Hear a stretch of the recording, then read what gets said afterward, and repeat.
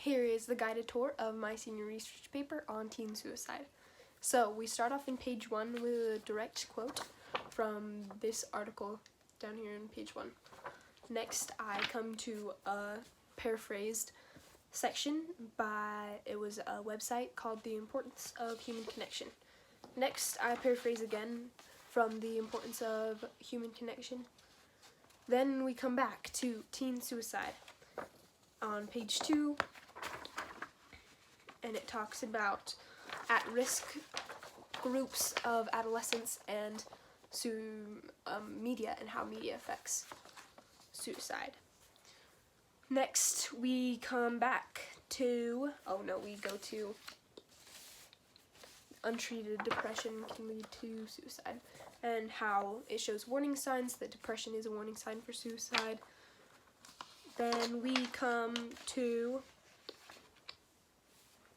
a 3-stage screening process and what can be done to prevent suicide, and that is on page 5, where it starts talking about stagings of the screening process and how there's a self-diagnostic and then they are referred to professionals. Next, we come to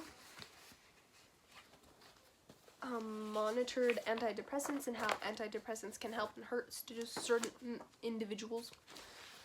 Then and that is on page 3. It is not a direct, it is a direct quote.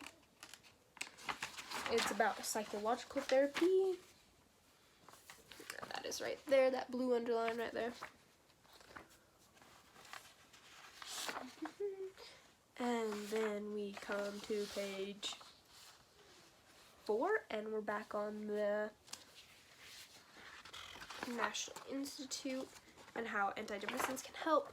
And it talks about on page 2 that children 8 and older are at risk because there haven't been many studies. And then we're back to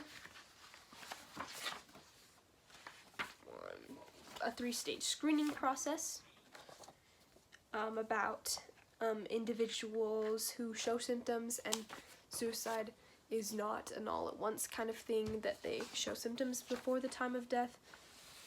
And we're back on page 2 of this one, and it's paraphrased, and it talks about serotonin and risk factors. Then we come to this one about internet use and how the internet is both a place where people can learn to use internet resources as real human connection, but it also talks about suicide pacts and how the internet can be harmful because they express ways on how to complete a suicide. And then I finish up with my conclusion.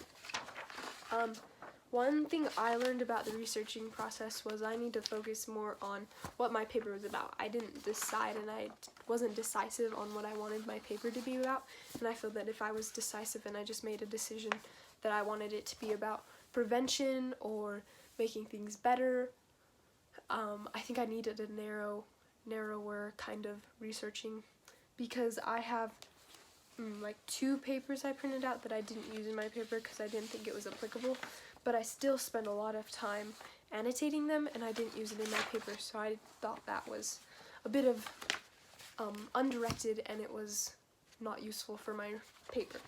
I looked outside of the Gale online resources and I found a lot more information that applied directly to what I wanted to talk about rather than these broad papers that talked about just teen suicide.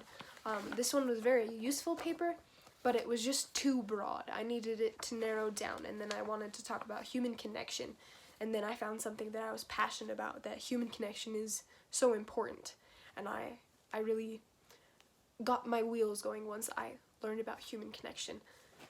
But I think that once we find that passion about what we want to write about, then writing becomes a lot easier, and I think if I was just more decisive, then that would have came to me faster. My advice for future seniors writing a senior research paper is it's not that hard. It's 5 pages, it's 5 pages, and we don't need to stress about it as much as we do if we don't procrastinate. And I know that we're very fond of procrastinating, but it is ideal that we don't.